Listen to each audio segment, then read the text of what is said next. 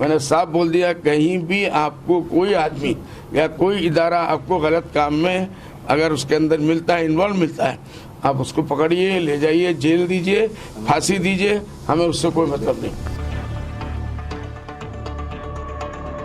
If we got specific inputs on any madrasa, in the guise of madrasa, the institution is being used for expanding jihadi activity, anti-India activity, then we are going to take strongest possible action in each and every cases. इस समय UP के बाद असम में मदरसों को लेकर संग्राम छिड़ा हुआ है। असम में उन मदरसों के खिलाफ कार्रवाई की जा रही है जो देश विरोधी या समाज विरोधी गतिविधियों में लिप्त पाए गए हैं। अब तक वहां 4 मदरसों को गिराया जा चुका है, लेकिन असम के गोलपारा में पहली बार हैरान कर देने वाला मामला सामने आया, जहां पर मुसलमानों ने ही मदरसे को ढहा दिया। दरअसल इसके पीछे की वजह लोगों में जागरूकता का पैदा होना है। लोगों को इस बात की भनक लगी कि मदरसे की आड़ में यहां आतंकी गतिविधियां संचालित की जा रही है, जिसके बाद इसी से भड़के लोगों ने मदरसे को ढहा दिया। 6 सितंबर को गोलपारा स्थित मदरसे को ढहाने की एक बड़ी वजह निकलकर सामने आ रही है, जिस वजह के बारे में आज आपको बताएंगे कि आखिर ऐसा क्यों हुआ। Government of Assam doesn't have any intention to go on demolishing madrasa. Our only intention is to see that madrasas are not used by any jihadi element. So, once madrasa are not used for jihadi works or for the purpose of expanding jihadi ideology, then why there will be demolition? But if we got specific inputs on any madrasa, in the guise of madrasa, the institution is being used for expanding jihadi activity, anti-India activity, then we are going to take strongest possible action in each and every cases. इस मदरसे के एक शिक्षक को al Qaeda के साथ कथित संबंधों के आरोप में गिरफ्तार किया गया है, जबकि उसके 2 अन्य साथी फरार बताए जा रहे हैं। वहीं इस मामले में पुलिस का कहना है कि हमें मदरसे को ढहाए जाने की पहले से कोई जानकारी नहीं थी, लोगों ने खुद ही ढहा दिया। इस्लामिक मदरसों के खिलाफ राज्य सरकार की कार्रवाई के बाद यह चौथा मदरसा था जो कि ढहा दिया गया। इससे पहले आतंकी गतिविधियों में शामिल होने के पुख्ता सबूत मिलने पर सरकार पहले से ही 3 मदरसों को गिरा चुकी है।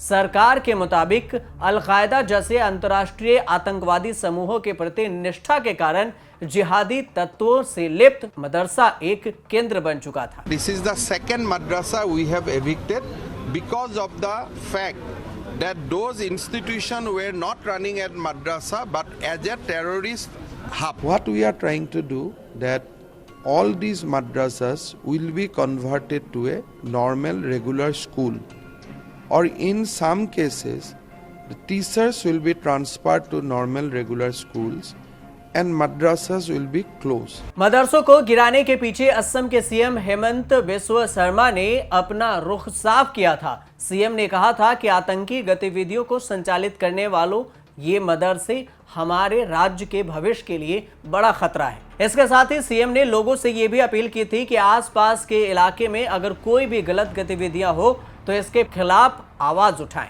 माना जा रहा है कि गोलपारा में मदरसा गिराए जाने से लोगों की जागरूकता का ही एक जीता जागता नमूना है, जहां से भड़के लोगों ने मदरसे के गिराने का खुद ही फैसला कर लिया क्योंकि उसमें आतंकी गतिविधियां चल रही थी। गोलपारा के मदरसा गिराए जाने को लेकर पुलिस का कहना है कि इसमें हमारा कोई रोल नहीं है।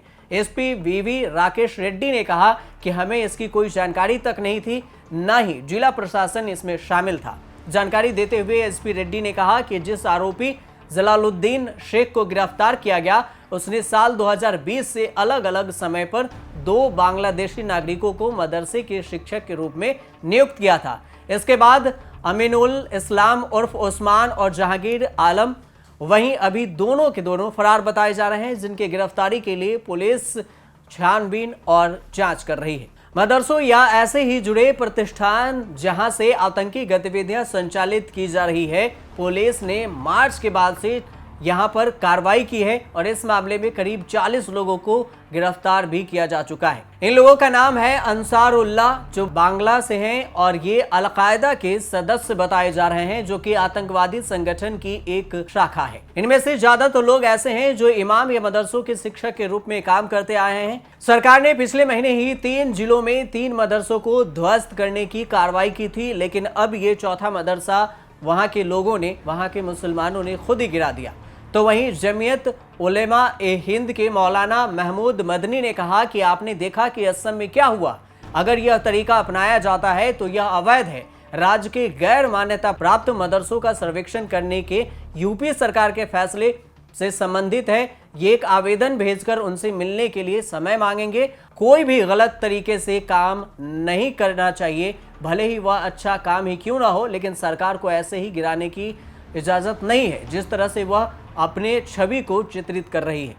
क्या कुछ कहा गया मदरसा मौलाना मदनी के द्वारा, वो सुन लीजिए। मैंने साफ बोल दिया, कहीं भी आपको कोई आदमी या कोई इदारा आपको गलत काम में अगर उसके अंदर मिलता है, इन्वॉल्व मिलता है, आप उसको पकड़िए, ले जाइए, जेल दीजिए, फांसी दीजिए, हमें उससे कोई मतलब नहीं।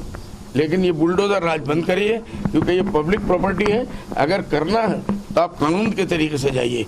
इल्लीगल है तो इल्लीगल का आज कोर्ट में जब जाएंगे, हाई कोर्ट अगर कोई चला गया, सुप्रीम कोर्ट में चला गया, धज्जियां उड़ा देंगे लोग। असम में बांग्लादेश से घुसपैठ की पुरानी समस्या है, लेकिन अब ये बात आगे बढ़कर आतंकवाद तक जा पहुंची है, जिस पर काबू करने के लिए यूपी के योगी मॉडल को अपनाया जा रहा है। लेकिन आपको ये भी बता दें कि इसी साल मई में हेमंत बिस्वा शर्मा ने कहा था कि ये मदरसा शब्द को ही विलुप्त हो जाना चाहिए।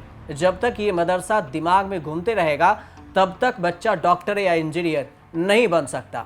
लेकिन जिस तरह से यूपी में मदरसा पर या बुलडोजर चलाकर मदरसों को ढहाया जा रहा था, ठीक वही मॉडल को अब असम में मदरसा को गिराने के लिए उपयोग किया जा रहा है। लेकिन ये मदरसा जो विवाद है वो काफ़ी पुराना है और इस समय सबसे ज़्यादा चर्चा का विषय बना हुआ है। लेकिन देखना ये भी दिलचस्प होगा कि असम में आगे कुछ क्या होता है। बताया जाता है कि असम में बांग्लादेशी लोग ज़्यादा हैं और इसमें घुसपैठिए भी शामिल हैं। तो आगे क्या कुछ असम सरकार करती है ये देखना भी लाजमी होगा। आप देखते रहिए न्यूज़ तक।